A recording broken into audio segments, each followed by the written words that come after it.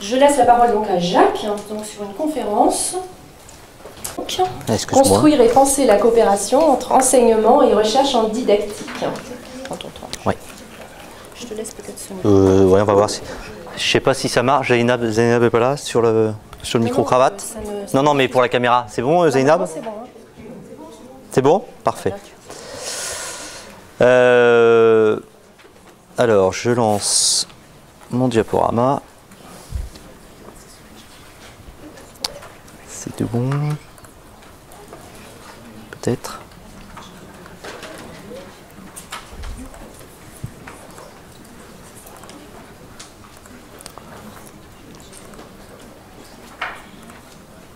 Ah.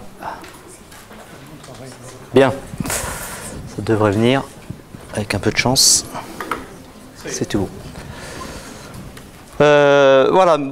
Bonjour à tous. Alors effectivement, c'est un titre un peu à rallonge, mais qui était censé et qui est censé, et je pense que ça fonctionne, rendre compte d'une partie de l'activité d'André, que je remercie évidemment parce que c'était pas évident de me convier, moi enseignant de physique-chimie, à cette assemblée de chercheurs émérites d'ICAR. Mais je trouve que cette invitation qui me touche beaucoup est assez révélatrice effectivement de la façon dont elle fonctionne et avec laquelle elle a fonctionné pendant toutes ces années. Et ça continue en plus, donc c'est une histoire qui se poursuit. J'ai mis dans le titre de la communication, enseignement et recherche en didactique. Évidemment, on serait tenté de dire entre enseignants et chercheurs, parce que dans les faits, c'est comme ça que ça se fait. Mais finalement, c'est bien de la collaboration entre des fonctions que je vais essayer de parler, plus que de personnes, puisque l'idée, c'est de questionner un petit peu la façon dont cette coopération fonctionne, au-delà de nos personnes et de nos personnalités, et qui ont sûrement joué un rôle, et qui jouent sûrement un rôle dans ce qu'on produit, mais on va essayer au moins temporairement de les mettre un petit peu de côté. Alors effectivement, je suis enseignant de physique et de chimie, voilà. Et il faut... Ah, j'ai zappé, voilà. Et je vais essayer de vous raconter très rapidement, je ne voudrais pas faire trop long là-dessus, d'où je parle, parce que sinon je crois que ça va être vite incompréhensible cette affaire. Et puis je vais essayer de distinguer deux grandes questions. Pourquoi a priori c'est pas totalement évident de faire travailler ensemble des enseignants du secondaire et des chercheurs en didactique. Et puis, deuxième question un petit peu corollaire, pourquoi ça fonctionne, pourquoi dans notre cas ça a fonctionné, et j'ai envie de dire pourquoi, au-delà d'André Tiberghien, Jacques Vince, pourquoi à ICAR, en didactique, ça fonctionne globalement, puisqu'il n'y a pas que de la physique, il y a aussi des mathématiques avec Sylvie Copé. Et on a cette tradition, j'ai envie de dire, de collaboration très forte avec nous, quand je dis nous, c'est enseignants, là, des chercheurs en didactique. Et puis, je vais essayer de dégager quelques pistes pour la suite. Alors, d'où je parle, c'est quand même important de traiter de cette question. J'ai découvert, et ça ne nous rajeunit pas effectivement, la didactique en 1994, j'étais sur Lyon. On venait de me donner le permis d'enseigner comme on donne le permis de conduire. Et je me suis dit, maintenant que j'ai le permis d'enseigner, il va falloir que j'apprenne à enseigner. Ce que je n'avais pas du tout eu l'impression de faire. Il se trouve que l'équipe Coast, qui s'appelait déjà Coast à l'époque, était dans la place. Je suis allé les voir, j'ai rencontré cette discipline dont je n'avais jamais entendu parler auparavant. Il faut bien comprendre ça. J'avais 24 ans, j'avais toujours voulu être enseignant et je n'avais jamais entendu parler de la didactique.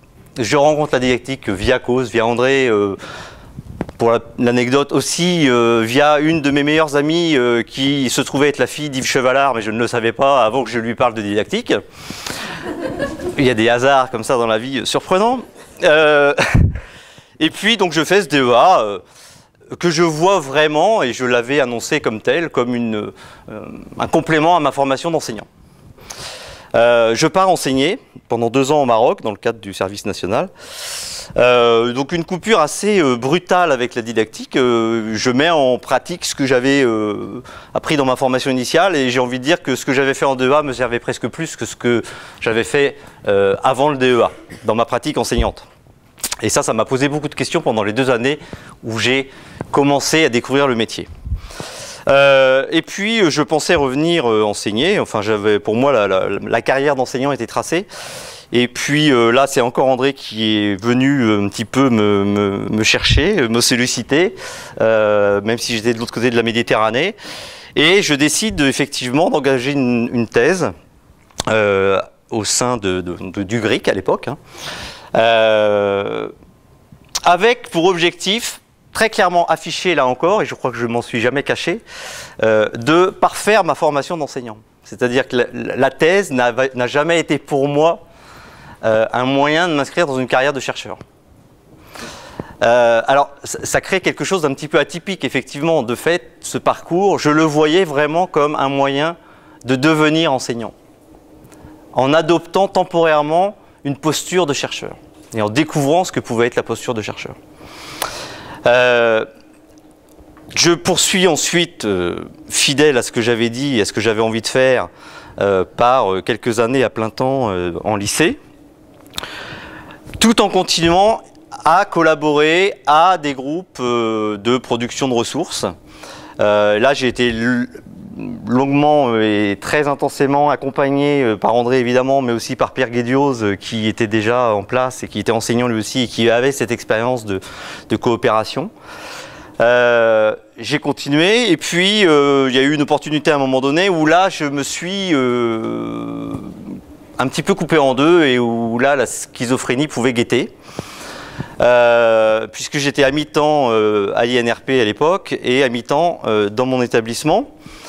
Pour des raisons diverses et variées, je retourne à plein temps en lycée. Il y avait une petite lassitude, une fatigue, parce que c'est fatigant d'être sur ces 2 fonctions quand même relativement différentes. Et puis la collaboration continue. Depuis, j'ai eu aussi d'autres collaborations, donc pas seulement à ICAR, au sein de l'IFE, avec des équipes de l'IFE pour des formations de formateurs par exemple. Je dis tout ça juste pour montrer en quoi la didactique pour moi a vraiment été un parcours de formation d'enseignant. Et donc, cette activité de formation que j'ai vécue m'a permis aussi sans arrêt de faire de la formation continue, systématiquement, et ceci dès le début. Sur les premières formations que j'ai pu prendre en charge, je les ai prises en charge en tant que thésard, puisque j'étais en thèse.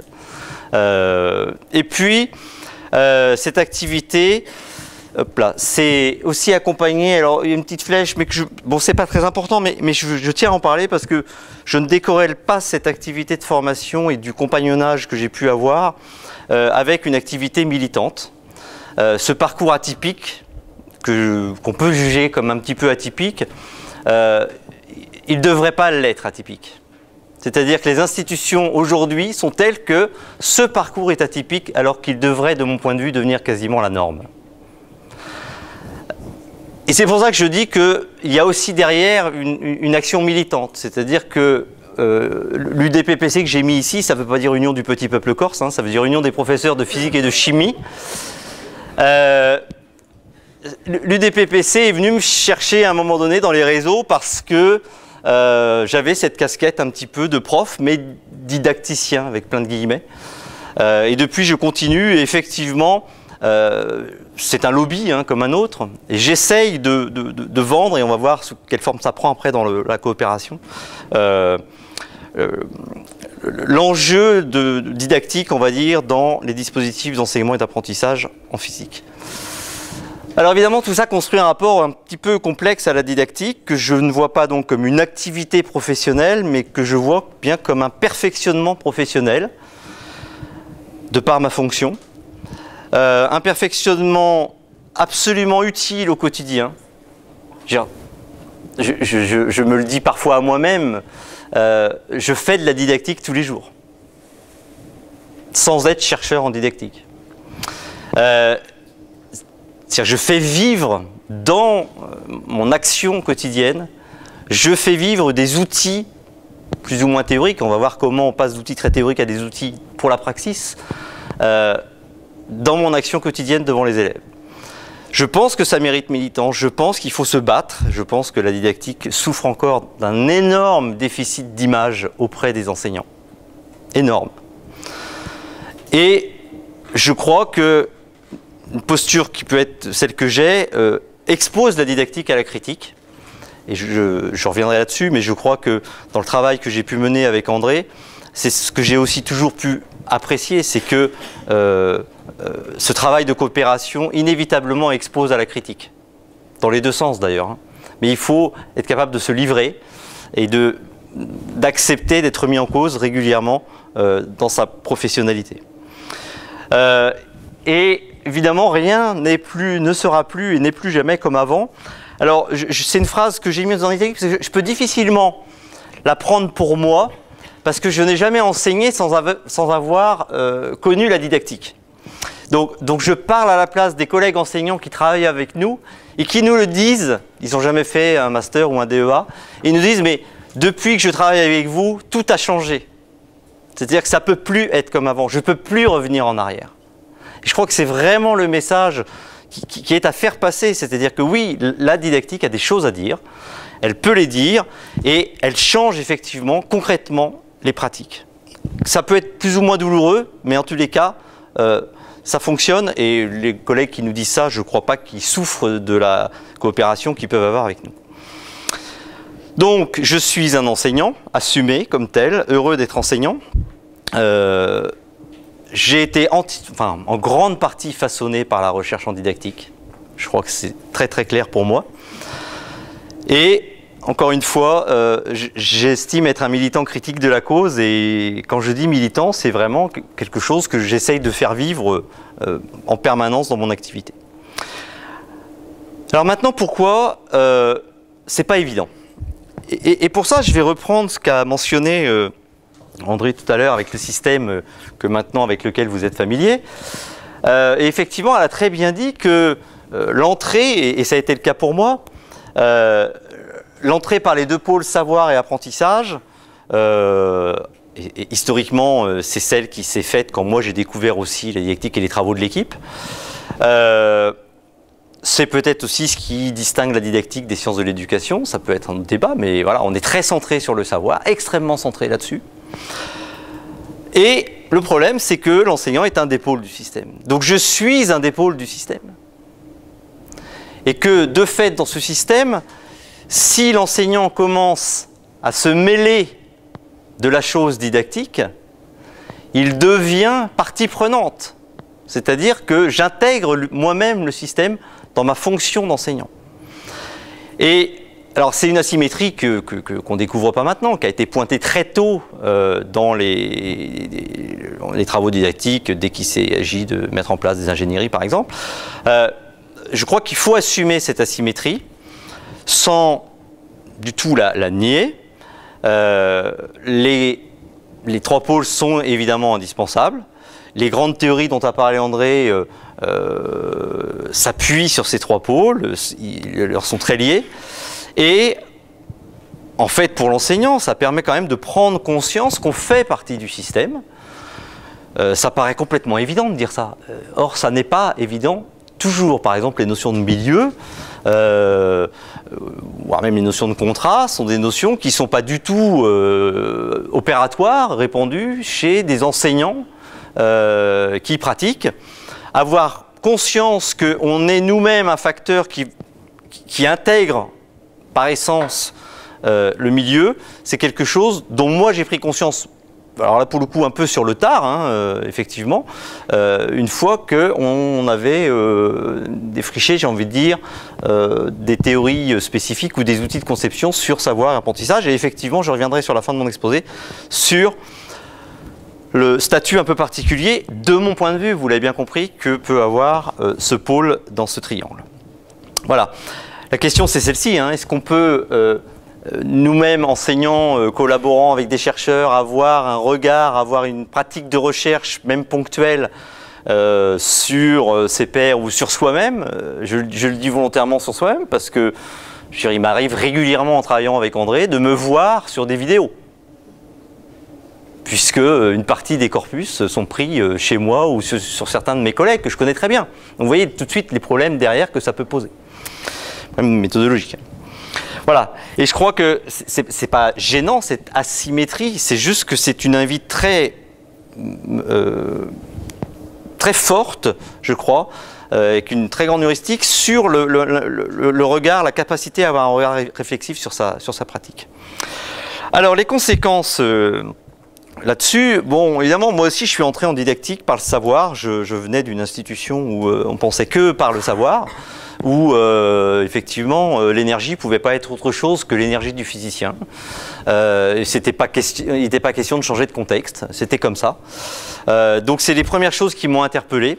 Et l'approche épistémologique m'a énormément intéressé. Je crois que c'est grâce à elle que je suis entré vraiment en didactique, à vrai dire. La transposition qui lui est liée évidemment très vite derrière. Et puis, effectivement, les grandes théories sur le pôle apprentissage. André en a parlé, donc je ne reviens pas là-dessus. Et effectivement, je liste ici ce qui me paraît le plus opératoire. Mais vous voyez que dans ce que je liste comme étant opératoire au prix de quelques efforts, parce qu'il va falloir passer de ces grandes théories à des outils qui font effectivement le job quand on construit des séquences ou des activités d'enseignement.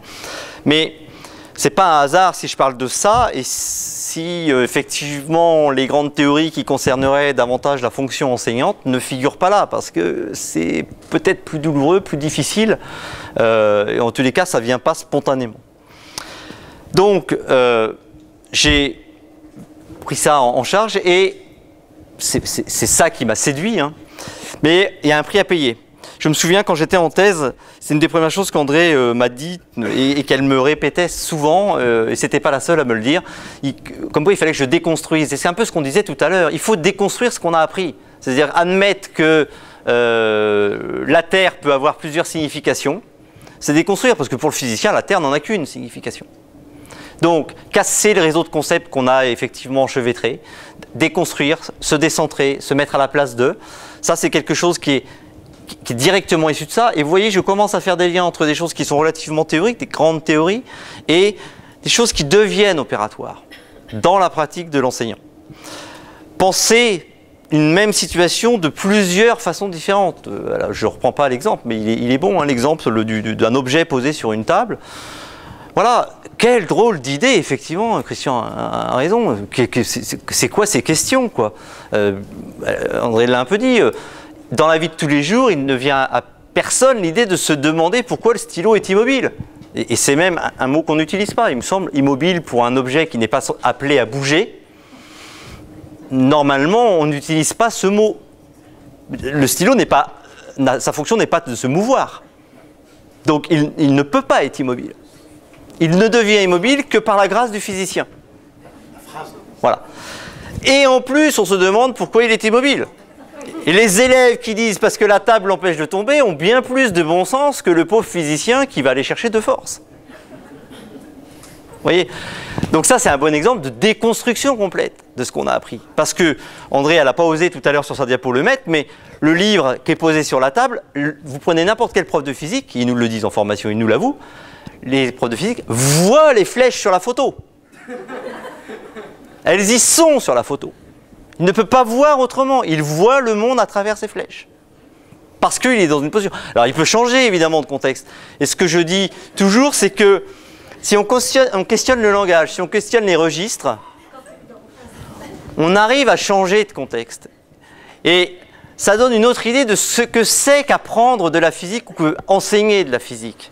Est-ce que enseigner de la physique, ça ne serait pas plutôt apprendre aux élèves à être capables de changer de contexte?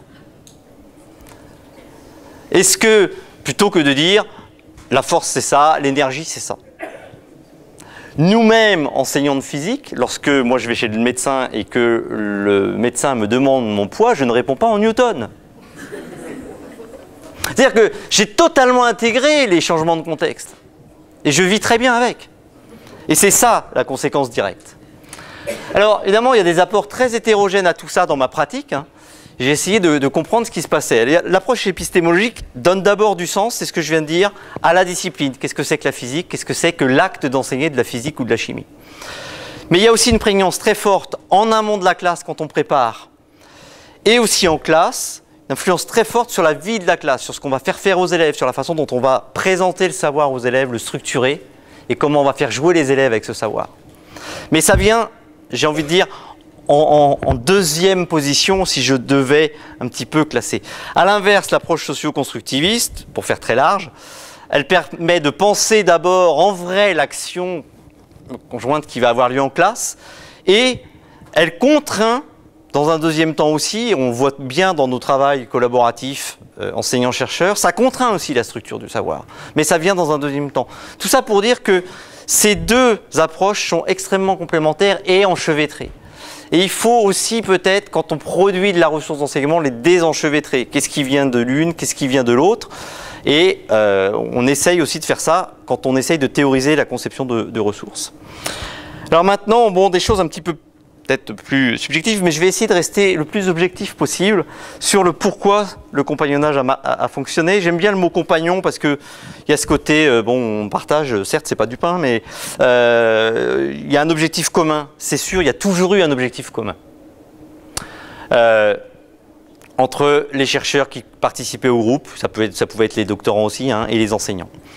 Et le compagnonnage n'implique pas une dissymétrie, une symétrie parfaite, je veux dire. Il peut y avoir une relative dissymétrie, chacun sa fonction, chacun sa posture. Donc ça induit une dimension évidemment de formation mutuelle, le compagnon du voir, hein, c'était ça, on se forme mutuellement. Et puis il y a le compagnon de route, vous voyez, la dimension militante, pour moi, elle est toujours là. Alors voilà, un petit peu compliqué de résumer ça, mais je vais essayer de le faire. Qu'est-ce qui se passe lorsqu'on produit de la ressource et comment on trouve nos places? Alors je me suis mis en passeur parce qu'en discutant avec André et avec Gérard, on s'est dit que c'était sans doute ça la fonction que j'occupais, un peu particulière. Un passeur entre les enseignants et les chercheurs, ça ne veut pas dire que les enseignants et les chercheurs ne se parlent pas, mais on va voir en quoi la fonction peut être particulière. Il y a des intérêts variés, communs ou non. Et puis, il y a des communautés de destinataires de ce qu'on produit. Ça a d'abord été les enseignants, puis les formateurs, et on essaye aussi de temps en temps de s'adresser aux décideurs. Il y a évidemment, c'est pas complètement descendant toujours, il y a des rétroactions évidemment sur ce qu'on produit et sur les retours qu'on peut avoir en particulier en formation ou sur des retours d'enseignants. Et puis on produit aussi de la recherche. Et effectivement, il m'arrive de co-signer des papiers de recherche en étant enseignant. Et c'est sans doute là une spécificité du passeur qui est de... Alors c'est des questions que je pose, hein, qui est peut-être effectivement d'être capable de produire de la recherche à partir de l'expérience qu'on a avec les enseignants. En particulier, il faut être de temps en temps capable de se comporter comme ou de voir comme le chercheur. Et je crois que ça c'est très important d'avoir dans ces groupes des enseignants qui sont capables à un moment donné de comprendre la posture du chercheur et réciproquement. Il me semble que le passeur doit aider le chercheur à comprendre la posture de l'enseignant, ses contraintes institutionnelles, ses contraintes de temps énormes, ses contraintes de collègues, d'organisation matérielle dans les établissements. Le passeur joue ce rôle dans les deux sens pour faire discuter, pour faire comprendre les différentes postures. Bon, il y a une forte réflexivité évidemment, mais c'est peut-être pas sa première spécificité hein, à ce passeur. Et puis il y a une vraie question, est-ce que le passeur doit forcément être un enseignant ? Est-ce qu'on pourrait imaginer des passeurs chercheurs? C'est une question à laquelle je n'ai pas de réponse, mais que je me suis posée en préparant un petit peu ce travail. Alors voilà ce qu'on a fait, ça je reprends la diapo d'André. Ce qu'on a très bien développé, c'est effectivement des théories spécifiques et des outils de conception qui permettent de produire de la ressource. Le passeur a ce petit privilège, je pense, c'est qu'il connaît l'existence des grandes théories. Et je crois qu'on peut convenir que dans nos groupes, par exemple, les enseignants sont relativement loin de ces grandes théories. Ils les connaissent très peu. Ils connaissent au mieux un petit peu, bon, la théorie des deux mondes, ils la connaissent parce qu'on la fait vivre vraiment, mais ils connaissent très bien les outils de conception, évidemment, puisqu'ils les co-élaborent. Alors ça, on a beaucoup développé ça. Et là, effectivement, les enseignants, nous, on joue un rôle très important pour dire ce qui est opératoire dans la conception.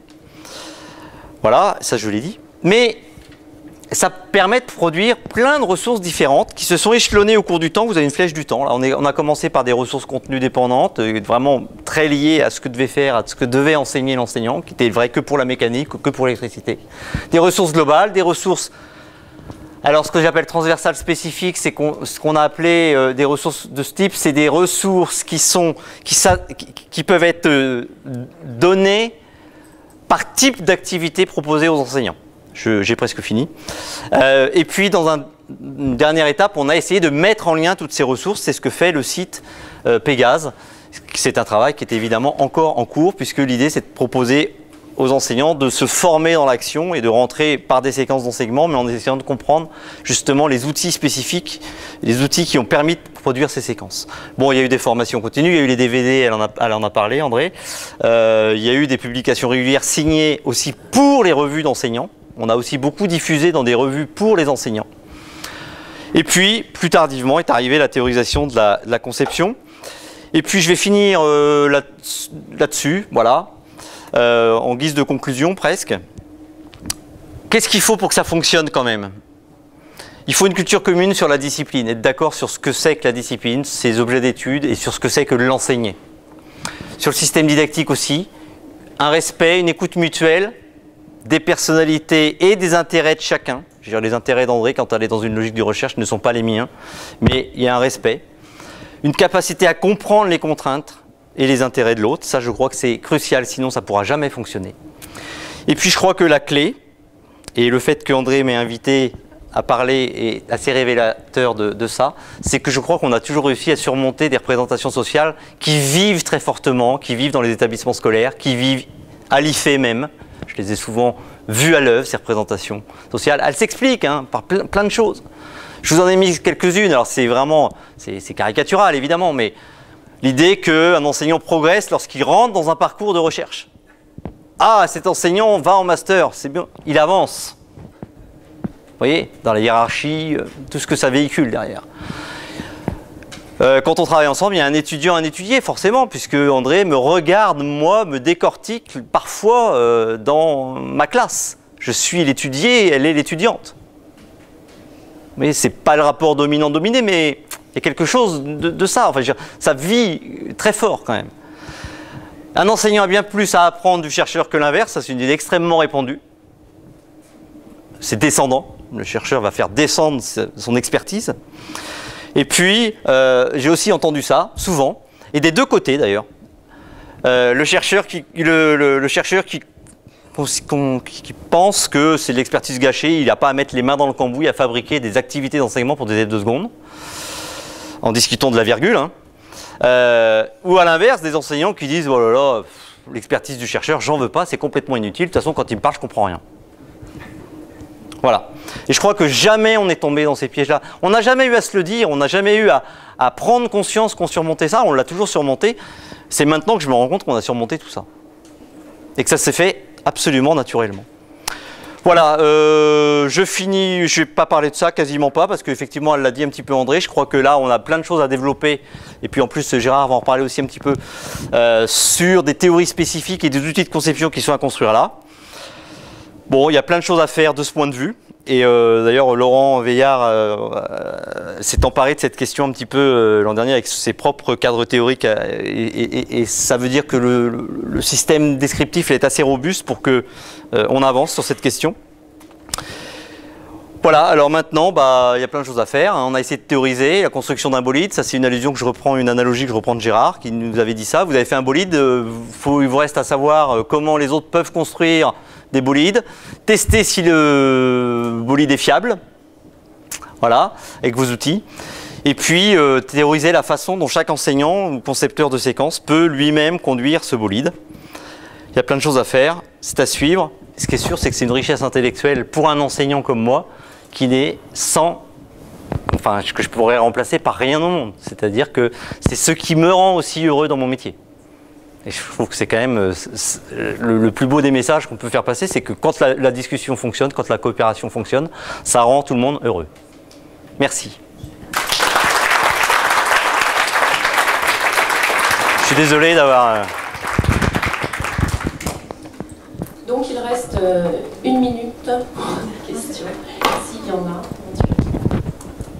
En fait, il en reste pas de minute, hein, mais c'était... Il en reste pas.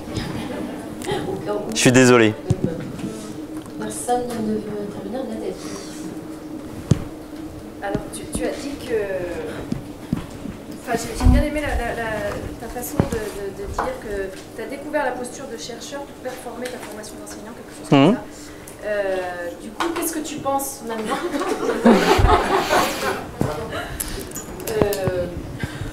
Ça m'intéresse parce que je suis complètement impliquée dans la formation d'enseignants et que, comme tu le sais, avec la masterisation et l'obligation justement que les enseignants entrent en recherche dans leur parcours et notamment écrivent un mémoire et notamment en didactique, ils vont eux-mêmes éventuellement se filmer, se décortiquer, mettre ça en rapport avec des éléments théoriques, etc.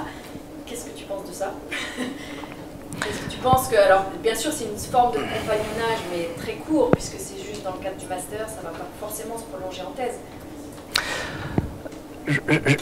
Évidemment, c'est séduisant sur le fond. La question est de savoir si effectivement un enseignant en début de carrière est suffisamment armé pour faire ça et pour en sortir quelque chose. Évidemment, l'autoconfrontation, etc. va permettre d'expliciter un certain nombre de choses. Mais je crois que l'originalité du travail qu'on a pu faire, c'est qu'on a donné des outils, y compris pour analyser ça, pour comprendre ce qui se jouait dans la classe, et pas des outils seulement théoriques. C'est-à-dire que les outils, les grandes théories, vraiment, c'est ce qu'a dit André, on ne les a jamais proposés aux enseignants avec lesquels on travaille. Ils ne les connaissent pas. Enfin, je crois que je peux dire, ils les connaissent. Enfin, ils savent peut-être que ça existe de loin. Ils ne sont jamais allés voir cette affaire-là de près. Donc la question, c'est comment on produit des outils qui sont des théories spécifiques ou des outils de conception ou des outils, du coup, pas de conception, mais d'analyse de ses propres vidéos, quand on se regarde, comment on construit ça? Je crois que c'est ça le défi. Et il ne s'agirait pas justement de vouloir plaquer des méthodos de recherche là-dessus, parce que si on fait ça, je crois qu'on est foutu. Ça ne marchera pas, je veux dire. Il faut là aussi apprendre à regarder. Et les stagiaires auxquels on va demander de se regarder, qui sont en formation initiale généralement, on ne peut pas leur demander d'avoir le regard du chercheur. Donc il faut regarder quel est le cahier des charges, ce qui peut être utile dans la façon dont on regarde. Sinon, on ne va pas y arriver. Et sinon, on va à nouveau construire des murs entre la recherche en didactique et les enseignants. Je crois qu'on en a assez souffert de ça.